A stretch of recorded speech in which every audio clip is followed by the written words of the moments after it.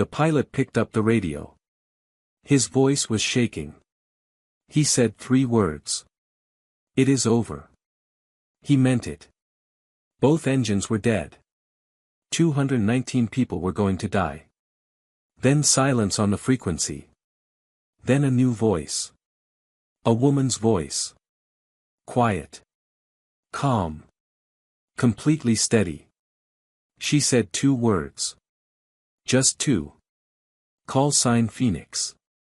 The F-22 pilot circling above heard it and stopped breathing. He had been flying fighters for 14 years. He knew that name. Every serious pilot knew that name. He said, voice breaking, "Say that again. Please say that again."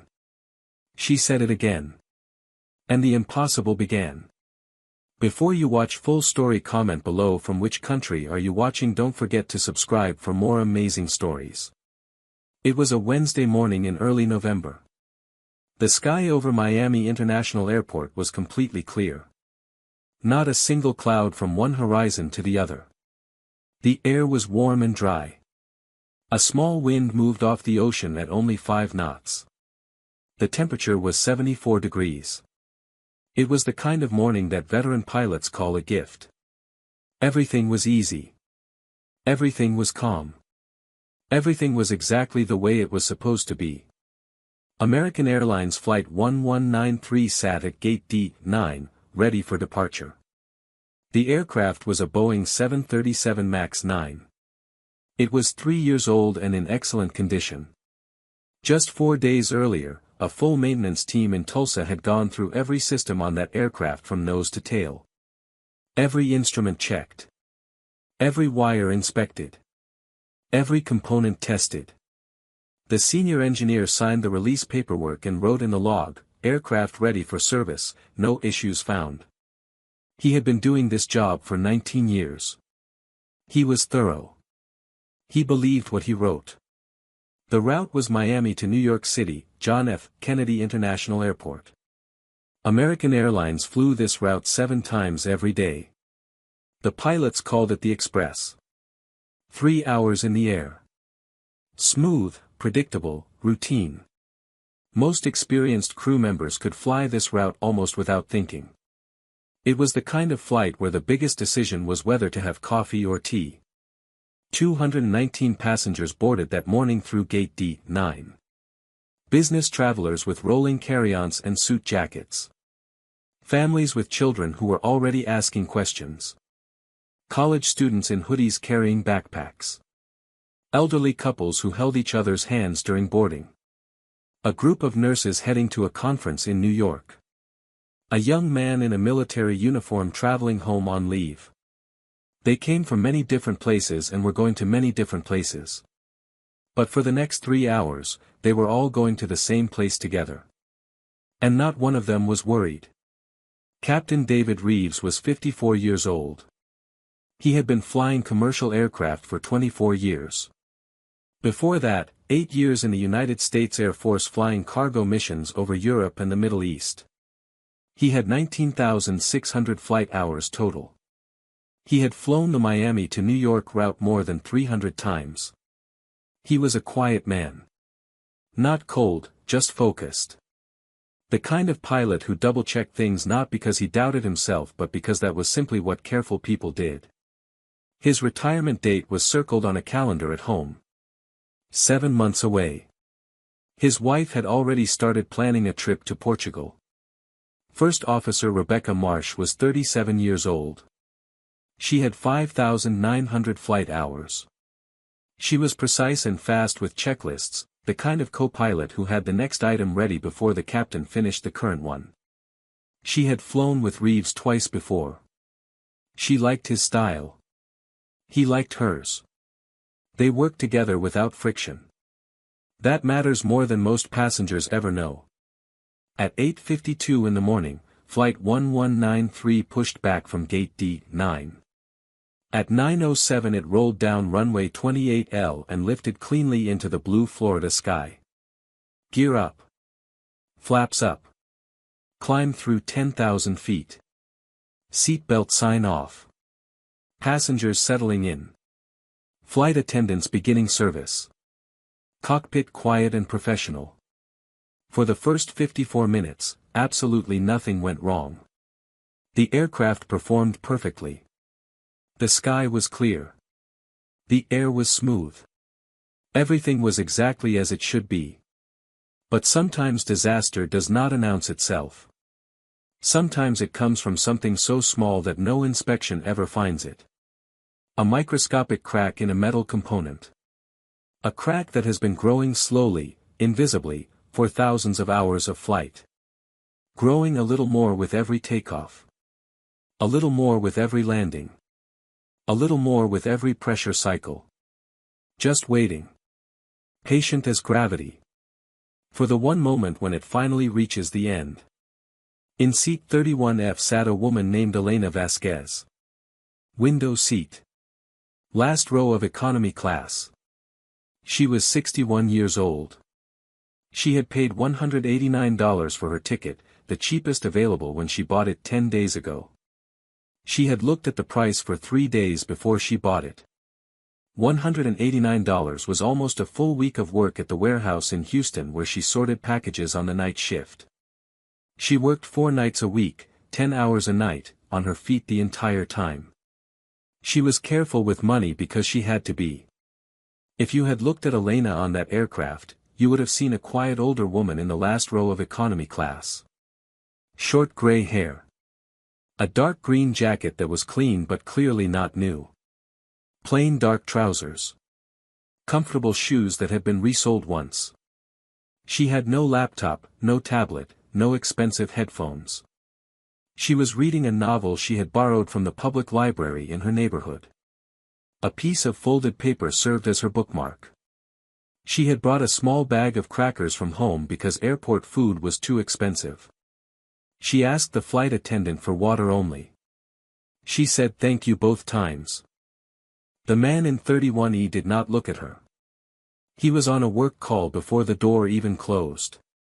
The teenage girl in 31D had earbuds in and her eyes closed. Neither of them gave Elena a second thought. She was exactly what she appeared to be.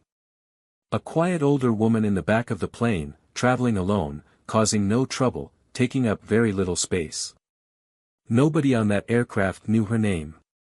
Nobody knew her history. She had spent a very long time making sure of that. But there were small signs, if anyone had looked. Her hands were wrong for a warehouse worker. Yes, there were the rough calluses and the cracked skin from physical labor. But underneath those, older marks. Pale thin burn scars across the palms, the specific kind left by contact with superheated jet fuel. The kind of marks that take years to fade and never fully disappear. And her posture was not the posture of someone who spent her days hunched over a sorting belt. She sat completely straight without effort, spine aligned, shoulders back, head level. The posture of someone trained to sit in a narrow cockpit for hours at a time without slumping. And her eyes. When they were not on the page of her book, her eyes moved around the cabin in a very specific pattern. Not nervous. Not anxious. Calm and methodical. She checked the exit row 2 rows ahead. She noted the position of both flight attendants. She tracked the sound of the engines without seeming to listen. She read the vibration of the airframe through the armrests with her fingertips. She was not doing any of this consciously. It was simply the habit of someone who had spent years being responsible for every life in the aircraft around her. The habit never left. Even after everything else was taken away. If anyone had been able to find a set of old Navy records, sealed and classified since 1996, they would have found a file with her name on it. Lieutenant Commander Elena Vasquez, United States Navy. Call sign, Phoenix. Naval Test Pilot School, Patuxent River, Maryland. 9 years of test flight operations. 49 aircraft types flown. 17 successful zero-power emergency landings in various aircraft under controlled test conditions. Performance evaluations that used words like exceptional and unprecedented and once in a career. A pilot who, by the objective numbers in those files, was among the best the Navy had ever produced. Elena had come from nothing. She grew up in a small town in West Texas, population 4,000, the daughter of a mechanic and a librarian. No family military history. No connections. No money. What she had was an instinct for machines and a refusal to accept limits that other people placed on her. She enlisted at 19. She applied to flight school at 21 and was accepted. She earned her wings at 23. She flew carrier-based aircraft for 5 years, logged more flight hours in those 5 years than most pilots logged in 10, and then applied to the Naval Test Pilot School at Patuxent River. Getting into the test pilot school was difficult under any circumstances. In the late 1980s, for a woman, it was considered by many people in the institution to be essentially impossible. Elena applied twice and was turned down both times, despite scores that exceeded the cutoff by a significant margin. The second time she was turned down, she wrote a 3-page letter to the selection board that one retired admiral later described as the most politely devastating piece of writing he had ever seen from someone in uniform. The third time she applied, she was admitted. She graduated second in her class. The man who graduated first later said publicly, in an interview, that he knew at the time she was better than him and that he graduated first because of factors that had nothing to do with flying. For 9 years Elena flew test aircraft. She specialized in emergency testing. This meant deliberately disabling aircraft systems, deliberately creating dangerous flight conditions, deliberately pushing aircraft past their certified limits, all to find out where the boundaries were so that the boundaries could be written into manuals that kept other pilots safe. She flew aircraft with engines cut. With hydraulics drained. With control surfaces partially locked.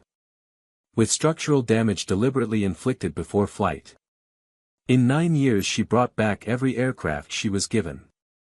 She never lost one. Her call sign, Phoenix, came from a 1991 test flight where she landed a prototype fighter with a wing so badly damaged that the control tower photographed it from the ground because nobody believed the aircraft could still fly. She brought it back anyway. She was always Phoenix. The one who came back from fire. But in 1996, everything ended. Elena was selected as lead test pilot for Project Nightfall, a classified program developing a new long-range stealth aircraft for carrier operations. She flew 31 test flights on the Nightfall prototype over 18 months. Every one was successful. On the 32nd flight, the aircraft's primary flight control computer failed without warning at high speed over the Pacific Ocean. Elena fought the aircraft for 7 minutes, long enough that the rescue helicopter was already airborne to recover her body. She kept it flying for 7 minutes with a dead computer. Then she ejected safely. The aircraft was lost in the ocean. $400 million of classified technology gone in 70 feet of water. The defense contractor that built the computer had a $2.8 billion contract and 12 delivery slots scheduled for the following year. A finding of computer failure would delay or cancel the contract. So the Navy did not find computer failure. The Navy found pilot error. The investigation took 3 weeks. The report said Elena had exceeded design parameters, made poor decisions under stress, and shown judgment inconsistent with the demands of the test pilot role. The report did not mention that 2 engineers at the contractor had filed internal reports about the computer's instability 6 months before the crash. Those reports were classified the same day the accident investigation began. Elena was discharged. Her commendations were stripped. Her name was removed from the Nightfall program records. For the institution, she simply ceased to exist. For Elena, 28 years followed in which she was nobody. She moved cities several times. She worked whatever work was available. She did not talk about her past. She did not go near airports if she could help it. She lived in small apartments with few possessions and read every aviation manual and aircraft performance document she could find in libraries and second-hand bookshops. She could not stop being a pilot inside her own head. She just had no aircraft left to fly. 3 weeks before this flight, a letter arrived. From her daughter Sophia, who was 40 years old now and whom Elena had not spoken to in 6 years. The letter said Sophia was getting married in New York. The letter said Sophia had recently found Elena's old test pilot evaluation reports in a box of papers from her late grandfather's house. The letter said Sophia had read them and understood for the first time what had actually happened in 1996. The letter said, in Sophia's handwriting that still looked exactly the same as when she was 14 years old, "I am sorry, Mom. I want you there. Please come." Elena read that letter 4 times standing at her mailbox in the cold November air. Then she went inside and bought the cheapest ticket she could find. Miami to New York. Seat 31F. $189. The most important money she had spent in years. She had no idea she was about to fly again. Really fly. At 10:01 in the morning, 54 minutes after takeoff, Flight 1193 was cruising at 37,000 feet over the coast of South Carolina. The sky was still clear. The air was still smooth. In the cabin, the breakfast service was wrapping up. A few passengers were asleep. Children were watching cartoons on the seatback screens. It was the calmest part of the flight. In the cockpit, First Officer Marsh noticed something small. A minor variance in the left engine oil pressure reading. Just a few units below the normal band. She mentioned it to Reeves. He looked at it, considered it for a moment, and said it was probably a sensor fluctuation. Both of them had seen minor oil pressure variances before. It was almost always instrumentation, not a real pressure drop. Reeves made a note to report it at the gate. Marsh went back to monitoring the fuel state. 45 seconds later, the variance was no longer minor. The left engine oil pressure was falling. Not drifting. Dropping. Quickly and consistently. Reeves called for the abnormal oil pressure checklist immediately. Marsh started reading. Before she reached item 3, the left engine vibration gauge spiked hard. Then a sound came through the airframe. A deep, heavy bang from the left side of the aircraft. Not subtle. Not ambiguous. Every person in the first 10 rows felt it. In the cabin, passengers grabbed armrests. A woman gasped. A glass of orange juice fell into the aisle. The aircraft shuddered once and then steadied. Flight attendant Marcus Williams, working the galley near the front, immediately got on the interphone to the cockpit. Reeves told him to prepare the cabin for a possible emergency diversion and to keep passengers calm. Then Reeves keyed ATC. Miami Center, American 1193, we have a left engine abnormality, abnormal vibration and oil pressure loss, we are executing engine failure procedures and requesting immediate vectors for diversion. The controller responded in seconds. American 1193, understand left engine abnormality, turn left heading 360, descend to flight level 250, closest airport is Charleston, South Carolina, 90 miles northeast, advise intentions. Reeves and Marsh worked the left engine shutdown checklist with quiet precision. Fuel cut off. Fire agent armed. Throttle to idle. The left engine wound down. The aircraft flew on one engine as it was designed to do. This was serious. This was not a crisis they could not manage. A single engine diversion to Charleston was completely survivable. Reeves felt the tension in his shoulders begin to ease slightly. They had this. Marsh began setting up the approach for Charleston. Then the right engine oil pressure began to drop. Marsh saw it first. "Captain," she said. Just his title. Just one word. But the way she said it made Reeves look up from the approach plate immediately. The right engine oil pressure was falling with exactly the same speed and character as the left engine had fallen. The right engine vibration gauge was starting to climb. Reeves stared at it for 2 full seconds. In 24 years of flying he had never seen this. Both engines. Both failing. At the same time. At 37,000 feet. Over the coast of South Carolina. With a cabin full of people. The right engine fire warning light came on. Reeves and Marsh executed the right engine fire and failure checklist together, their voices flat and fast, two professionals who had trained for emergencies their entire careers and had never needed this one. Right engine fuel shutoff. Fire agent discharge. Throttle closed. The right engine wound down. The background hum that had been present in the aircraft since before any of the passengers got on board that morning went silent. Not reduced. Not quieter. Gone. American Airlines Flight 1193 had no engines. At 35,000 feet. With 219 people.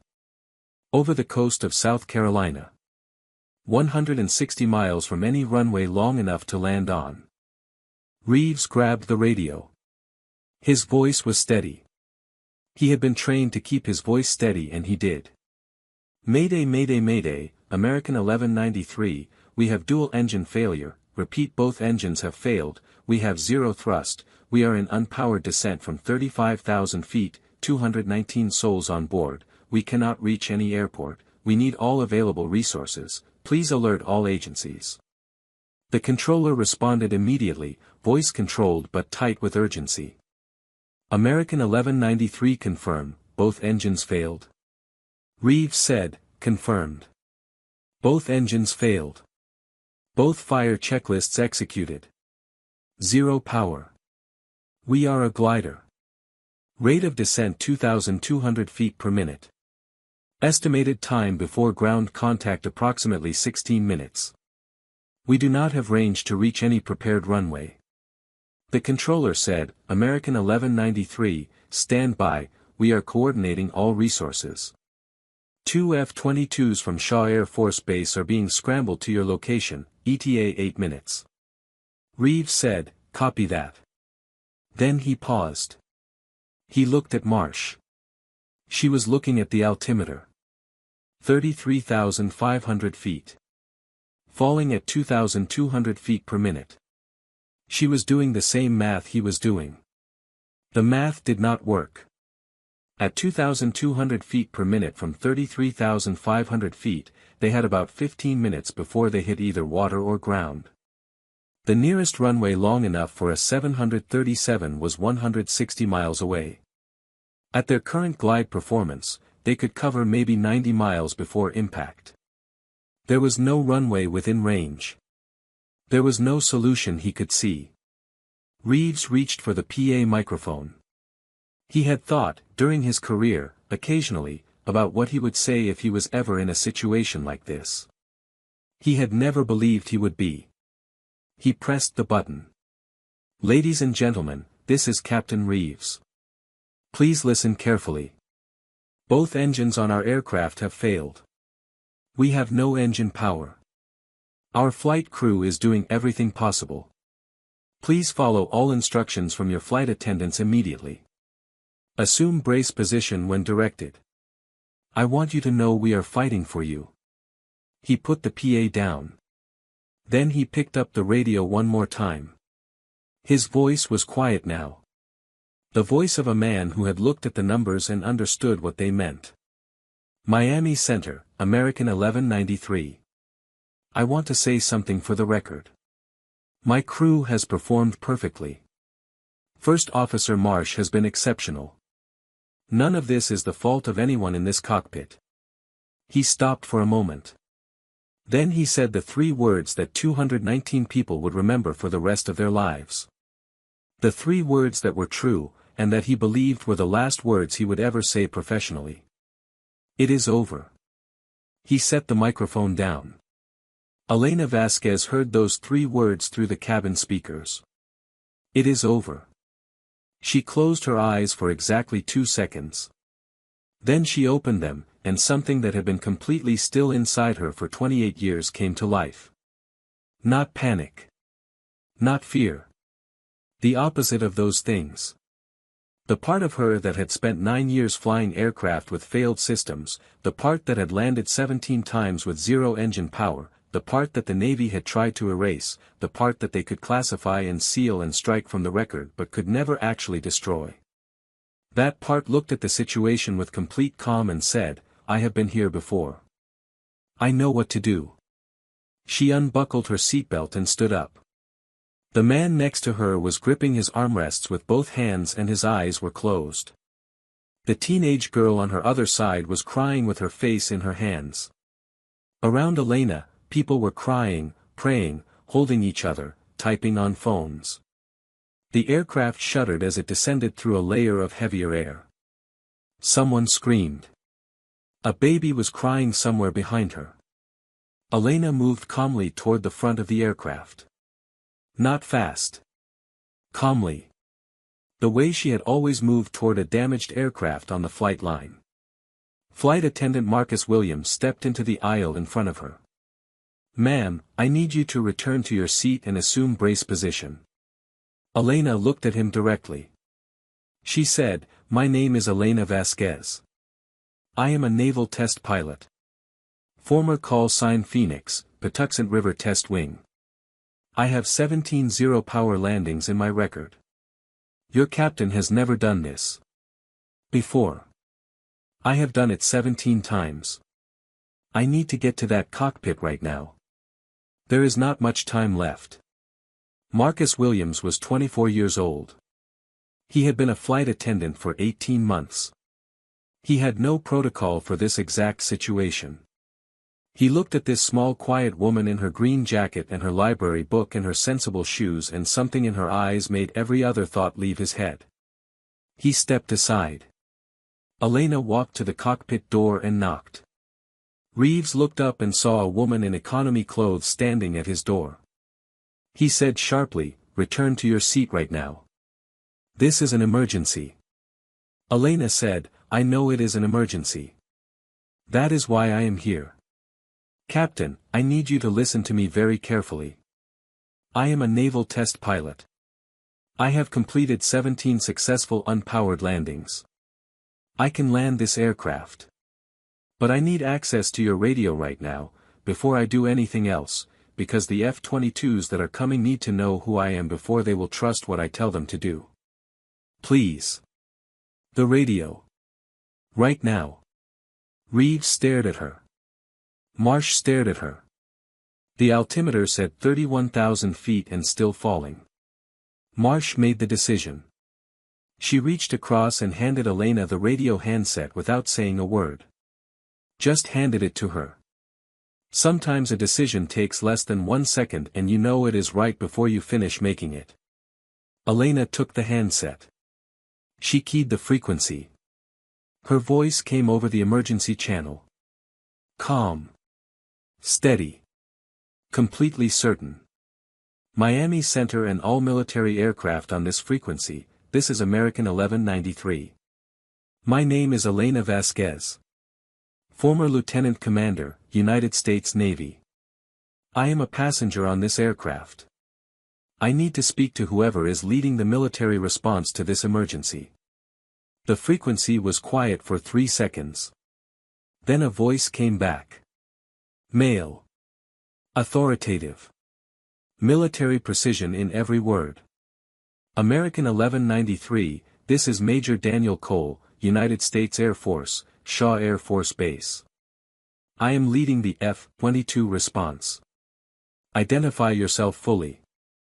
You said Elena Vasquez. Elena said, affirmative. Elena Vasquez. Patuxent River Naval Test Wing. 1989 through 1996. I flew the Nightfall program. My call sign was Phoenix. What happened next was something nobody on that aircraft, nobody in that cockpit, nobody listening on that frequency expected. Total silence. Complete silence. For 4 full seconds, nobody said a word on the emergency frequency. The kind of silence that is not empty but full of something. Then Major Cole's voice came back, and the military precision was still there, but underneath it something else had broken open. He said, very slowly, say that again. Please say your call sign again. Elena said, call sign Phoenix. There was one more second of silence. Then Cole said, and his voice was not fully under control anymore, "Phoenix. I am 39 years old. I have been flying fighters for 14 years. I am going to tell you something.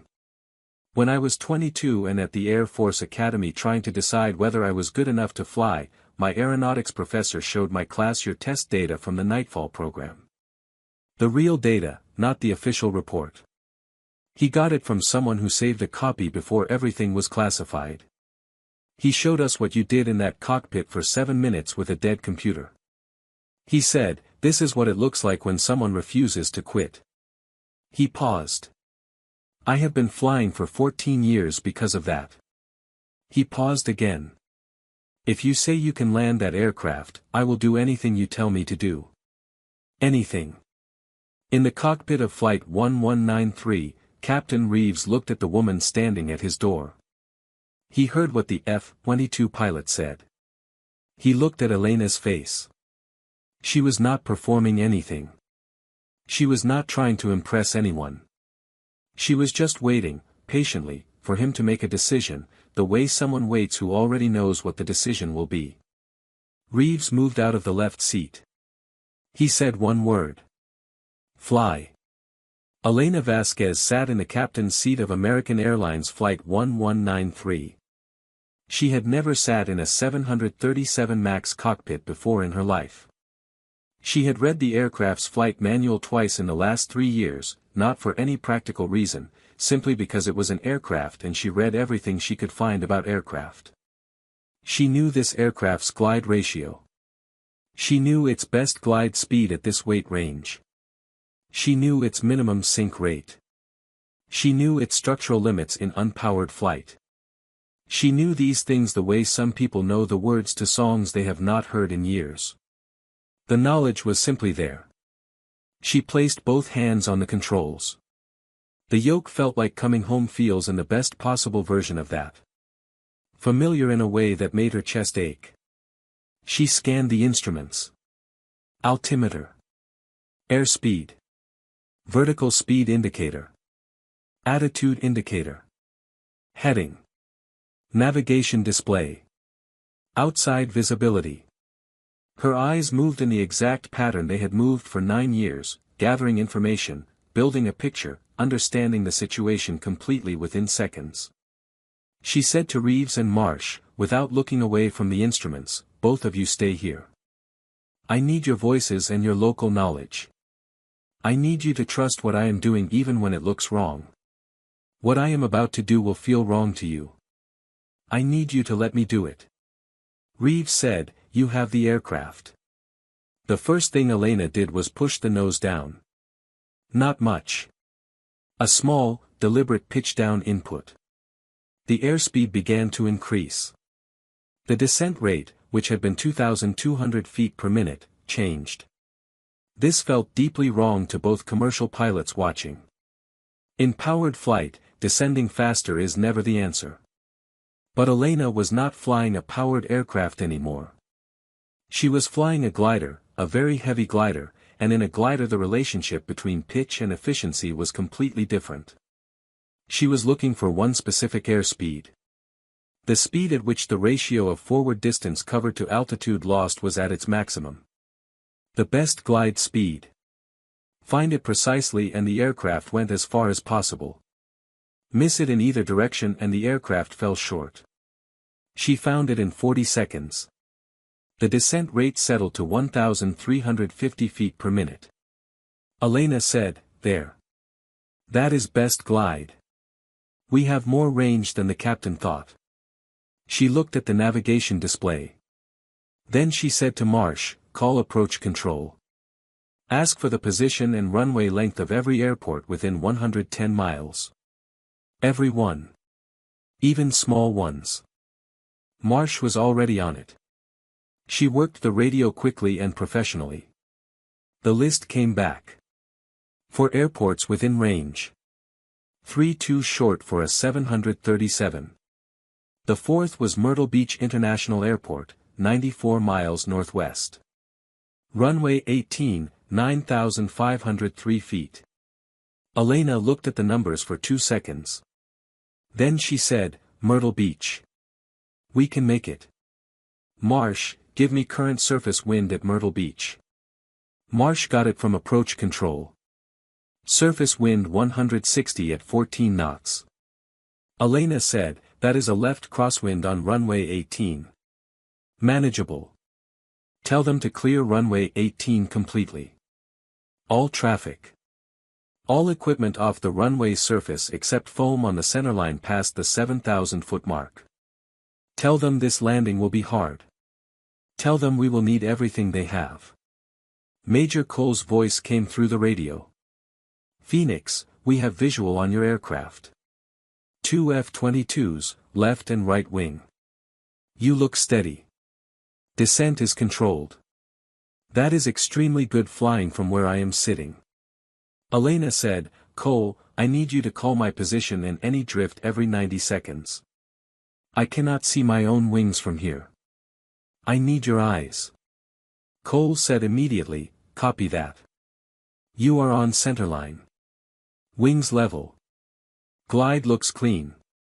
Absolutely clean. You are flying that thing like it has engines. Elena said, it does not need engines.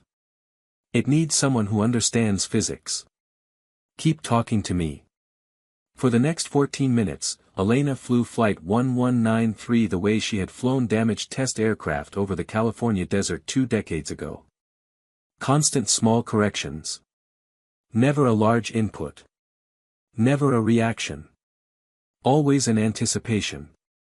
She adjusted for the wind with rudder inputs so precise that Cole, watching from the F-22, later said he could barely detect them on the outside of the aircraft. She managed the airspeed with tiny pitch changes that kept the needle within 2 knots of the target speed.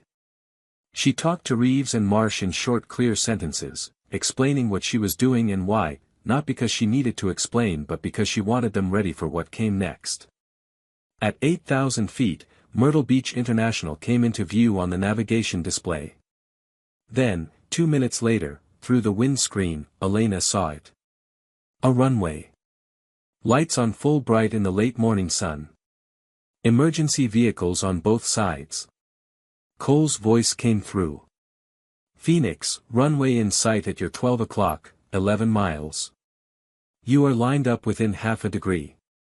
That is better than most instrument approaches I have seen in 14 years. Elena said, good. I see it. Now stop talking to me until I tell you. She needed silence for the last part. Cole went quiet immediately. Elena said to Reeves and Marsh, listen carefully. We are going to touch down at approximately 158 knots. That is fast.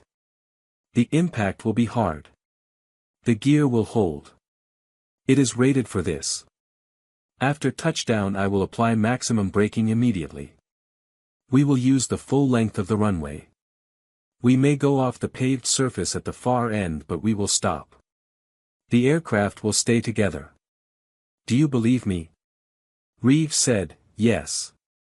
Marsh said, yes. Elena said, good. At 3,000 feet, Elena called the tower. Myrtle Beach Tower, American 1193, we are on final, runway 18, no engine power, 158 knots approach speed, hard landing, foam on centerline past 7,000 feet as requested. Tower controller Patricia James, 31 years at that facility, responded in the steadiest voice she had ever used in her professional life. American 1193, runway 18 is yours and clear. Foam in position. All equipment standing by. Bring them home. At 1,500 feet, Cole's voice came through one more time, brief and quiet. Phoenix. Everyone at Shaw is listening. Everyone who ever put on flight gear in this country is with you right now. Bring them home. Elena said, copy, Cole. Thank you for flying with me. Then she focused completely on the runway ahead and did not look away from it. At 500 feet, she said on the interphone, cabin crew, brace brace brace. At 200 feet, she made a single small correction for a gust from the left. 2 degrees right. Hold. Hold. At 75 feet, the runway threshold passed underneath them. At 20 feet, she said clearly, brace for impact. The main gear of American Airlines Flight 1193 touched runway 18 at Myrtle Beach International Airport at 10:29 in the morning. The touchdown was hard in a way that the word hard does not fully describe. The entire aircraft shook from front to back. The overhead bins burst open and bags fell. The landing gear compressed to its absolute limit and then rebounded. The sound of metal under extreme load groaned through the airframe. But the gear held. The structure held. The aircraft was on the ground. Elena applied full braking the instant the wheels touched. Both feet. Maximum pressure. The anti-skid system pulsed the brakes to keep the tires from locking completely. The tires heated fast and began to smoke. Thick white smoke trailed behind the aircraft as it decelerated. The runway markers flashed past. 1,000 feet. 2,000 feet. 3,000 feet. Still moving. 4,000 feet. The rate of deceleration was strong but the aircraft was heavy and fast. 5,000 feet. Slower now. 6,000 feet. Getting slower. 7,000 feet. The foam line was ahead, white against the gray runway surface. 8,000 feet. The end of the runway visible. 8,500 feet. Slowing. Slowing. 9,000 feet. At 9,400 feet, Flight 1193 stopped. 103 feet from the end of the paved runway. On the concrete.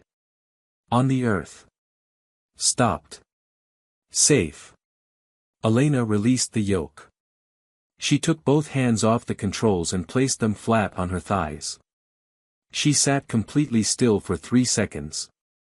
Outside, emergency vehicles were already moving toward the aircraft from both sides, lights going, teams ready. Inside the aircraft, there was 1 second of total silence. Then 219 people began to make sounds that were not quite crying and not quite laughing but somewhere in the middle of both at the same time. The sounds of people who were certain they were going to die and found out they were not. Reeves looked at Elena. His hands were shaking. He could not stop them. He said, "You just landed a 737 MAX with no engines." She said, "Yes." He said, "How?" She said, "I practiced it 17 times 28 years ago." He nodded. He did not have any other words. Marsh reached across and put both her hands over Elena's. She held them for a moment. Elena let her. In the sky above, Cole rolled his F-22 into a single clean victory roll and then leveled out. His wingmen followed. Neither of them said anything on the radio for a full minute. They just flew alongside the aircraft that had just done the impossible, and they watched the emergency vehicles reach it, and they knew everyone inside was alive. The NTSB investigation began within hours of the aircraft stopping on runway 18. Teams arrived from Washington by early afternoon. The FBI arrived shortly after because the nature of the failure raised the possibility that it was not accidental. Both engines had failed in exactly the same way within minutes of each other. That did not happen by chance. What the investigation found over the following weeks was a bearing failure in both engines. The bearings had been manufactured by a company called Vantech Precision Components, headquartered in Dallas, Texas. Vantech had been supplying certified aviation components to airlines and military customers for 16 years. Their certification documentation, submitted to the FAA, showed components meeting all required standards. But when the NTSB investigators dug into the manufacturing records, they found something that stopped the investigation for 2 full days while everyone who saw it decided what to do next. The bearings that went into certified aircraft were not manufactured the same way as the bearings used in the certification testing. The production bearings used a different alloy that was cheaper by $190 per unit.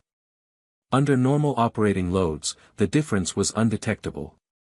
Under high stress and high temperature, the cheaper alloy developed microscopic fractures that the approved alloy did not. Over thousands of flight hours, those fractures grew. The failure was not random. It was inevitable. It was just a matter of when. Investigators pulled records of every engine failure in aircraft with Vantec bearings installed over the previous 16 years. They found 8 incidents. 3 had been classified as causes unknown. 2 had been attributed to pilot error. 2 had been attributed to maintenance issues. 1 had been attributed to a bird strike that investigators now believed had not actually caused the failure but had been cited as the cause because the real cause was not found. All 8 incidents involved Vantec bearings. All 8 should have been one investigation 16 years ago. The CEO of Vantec and 4 senior executives were arrested within 60 days of the investigation's conclusion. The charges included fraud, criminal negligence, and multiple counts connected to the deaths that had occurred in the previous incidents. Every aircraft with Vantec components was grounded for inspection within 36 hours of the initial findings. And then a second investigation began. One that had nothing to do with bearings. An NTSB investigator named Dr. Renata Park had read every piece of documentation she could find about Elena Vasquez after Elena landed Flight 1193. She read the official 1996 Navy accident report on the Nightfall prototype crash. She thought the report was unusual. The language was unusual. The timeline was unusual. The conclusions were unusual for a crash with the characteristics described. She filed a request under federal authority for access to the classified files supporting the investigation. It took 11 months. When the files came out, they contained 2 engineering reports, written 6 months before the crash, describing a critical instability in the primary flight control computer that made it likely to fail under the exact high-speed high-stress conditions that Elena had been instructed to test for. Both reports had been classified the same week the accident investigation began. Neither had been shared with the test pilot. The Navy issued a public statement 17 months after the landing at Myrtle Beach. The statement acknowledged that the 1996 investigation finding of pilot error in the Nightfall crash was incorrect. It acknowledged that the crash was caused by a known computer design flaw that had been identified before the flight and not disclosed to the pilot. It acknowledged that Elena Vasquez had been wrongfully discharged. It said all records would be corrected to reflect an honorable discharge and full reinstatement of rank and decorations. And it said something that official military documents almost never say. It said the institution was wrong. It said Elena Vasquez was owed an apology that the institution genuinely meant. The press conference was held in Washington 3 weeks after the Navy statement. A large room. Hundreds of cameras. Reporters from every major organization in multiple countries. Elena sat at the table in a dark blue jacket she had bought for the occasion.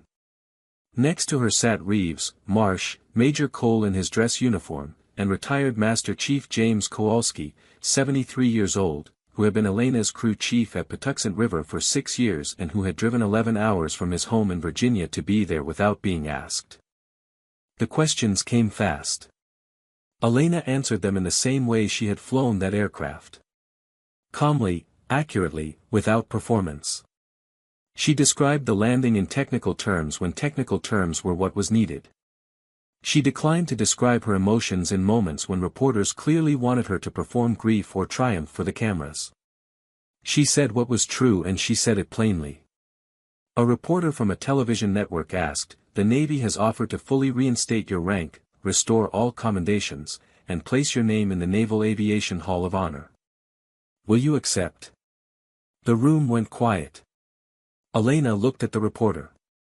She said, "No." The room filled with surprised voices immediately. The reporter followed up. "Can you explain why not?" Elena leaned slightly toward the microphone. She spoke slowly and clearly. "I do not need the Navy to tell me who I am. I have known who I am for 28 years, even when the world did not. They removed my rank. They removed my medals. They removed my name from their files. But they could not remove what I know how to do. They could not remove 219 people from that aircraft after I put them on the ground safely. She paused. I have been a package sorter and a warehouse worker for most of the last 28 years. I have lived in small apartments. I have had very little money. I have had almost no recognition. And I was still a pilot every single day of those 28 years. In my head. In my hands. In everything I read and studied and knew. They can give back the medals. That is fine. But the medals were never what made me who I am. She looked directly into the cameras. There is one thing I want. Not for me. I want a public apology to every person this system has treated this way. Every service member who was made a scapegoat to protect a budget or a contract or a reputation. Every person whose record was altered to tell a story that was convenient rather than true. Every woman who was told she could not handle it and quietly removed when the politics made her inconvenient. Say sorry to all of them. Out loud. In public. In the record. Vice Admiral Thomas Hargrove, the senior Navy officer at the table, stood up. He walked around the table and stood in front of Elena. He came to full attention. He said, Lieutenant Commander Elena Vasquez. On behalf of the United States Navy, I apologize without any qualification or reservation. What was done to you in 1996 was wrong. We knew it was wrong when we did it. We chose our institutional interests over the truth and over your life. We allowed a lie to stand for 28 years because correcting it was inconvenient. He stopped for a moment. There is no version of this that is acceptable. There is no apology large enough. But it is true and it is given completely. Your discharge is corrected to honorable, effective today. All commendations restored. Your name goes into the Hall of Honor, not as a gift from us, but as the correction of a record that should never have been altered. He saluted her with full formal precision. Elena stood. She returned the salute. Her posture was perfect. Her back was straight. Her hand was steady. Then she turned and walked out of the room. The wedding had been postponed for 1 month because of everything that happened. Sophia had called Elena 6 times in the 4 days after the landing at Myrtle Beach. The first call, Sophia could not speak for almost 2 minutes. She just stayed on the line. Elena stayed on the line too. They breathed. Then Sophia said, Mom. I thought you were dead. I thought you were on a plane that was crashing and I would never get to tell you that I know the truth now. I know what they did. I know what you did for all of those years. I should have believed you. I should have looked for the truth years ago instead of believing the easy version. Elena said, You were young. It was complicated. Sophia said, I was a coward. Elena said, You were my daughter. You still are. That is what matters. 1 month later, Elena stood outside a small church in Brooklyn in the first cold weeks of December. She was wearing a dark blue dress she had bought for $65 at a department store. It was the nicest thing she owned. She stood at the bottom of the stone steps for a long time. The street was full of the ordinary sounds of New York. Taxis and voices and wind and the distant sound of a train. She thought about everything that could still be awkward. All the years between them that could not simply be undone. She thought about leaving. She stayed. The church door opened. Sophia came out onto the steps. She was 40 years old and she was wearing her wedding dress and her hair was done and she was beautiful. She had come outside for a moment of air before the ceremony. She had not known Elena was standing there. She saw her mother at the bottom of the steps and stopped completely. For several seconds they simply looked at each other. Mother and daughter. 20 years of distance standing between them on a cold December street in Brooklyn. Then Sophia came down the steps.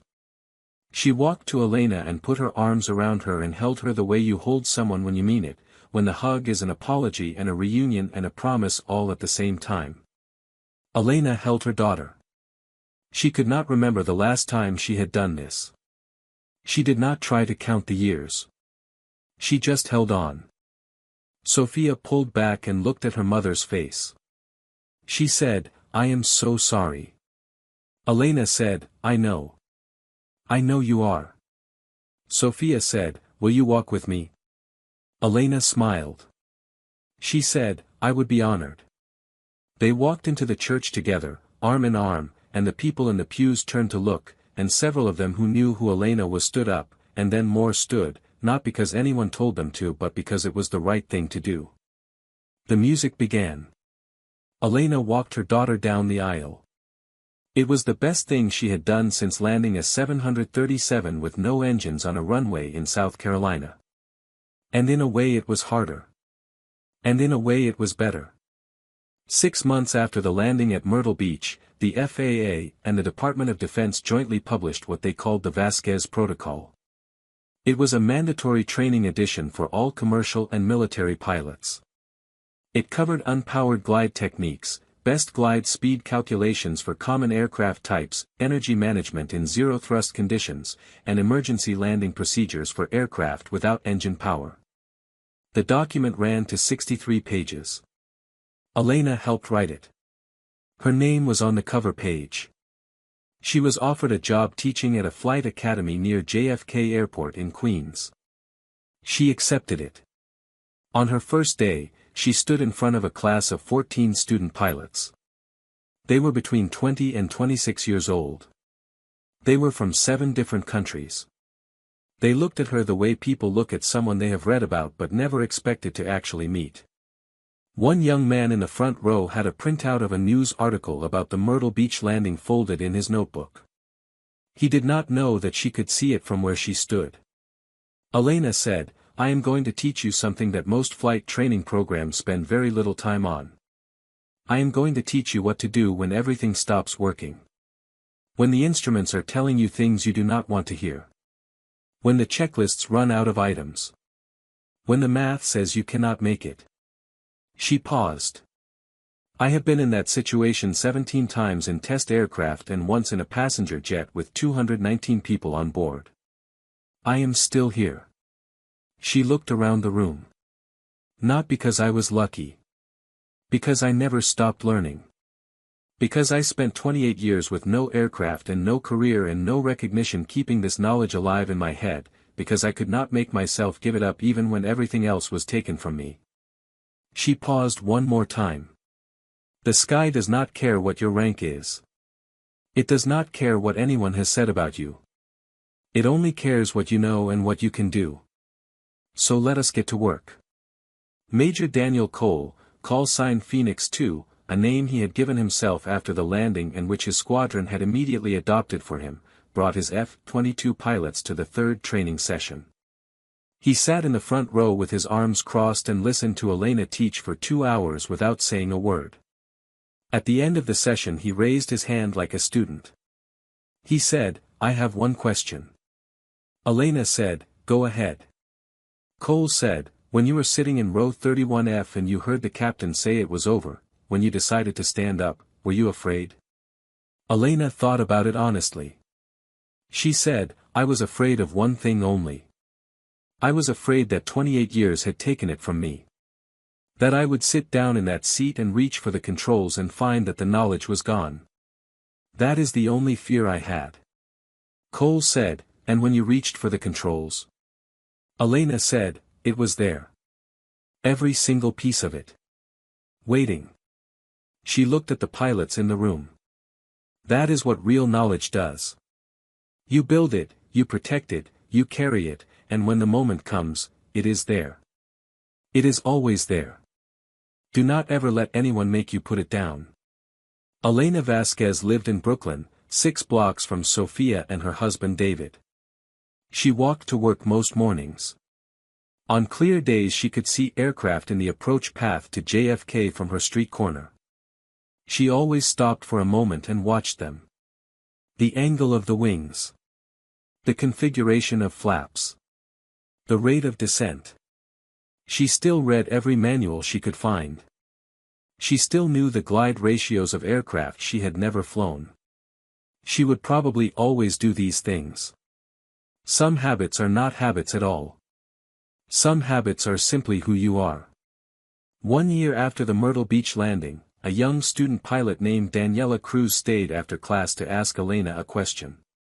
Daniela was 21 years old. She had come from Colombia on a student visa to train at this academy. She had wanted to fly since she was 7. Her family thought it was an unusual dream. She had spent 14 years being told in many different ways that it was not a realistic goal.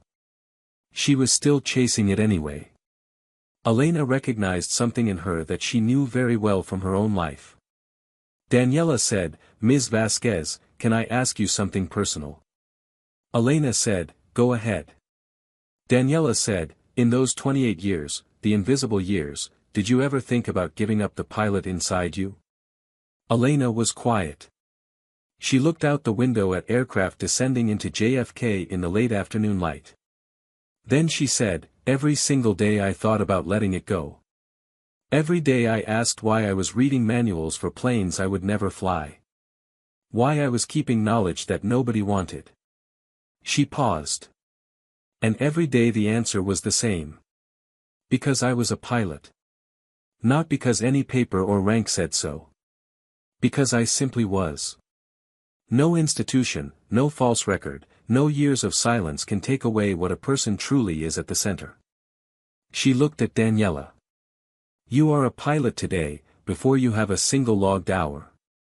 Because you cannot make yourself be anything else. Never let anyone take that from you." Daniela graduated 2 years later. She flew for a regional carrier and then a major airline.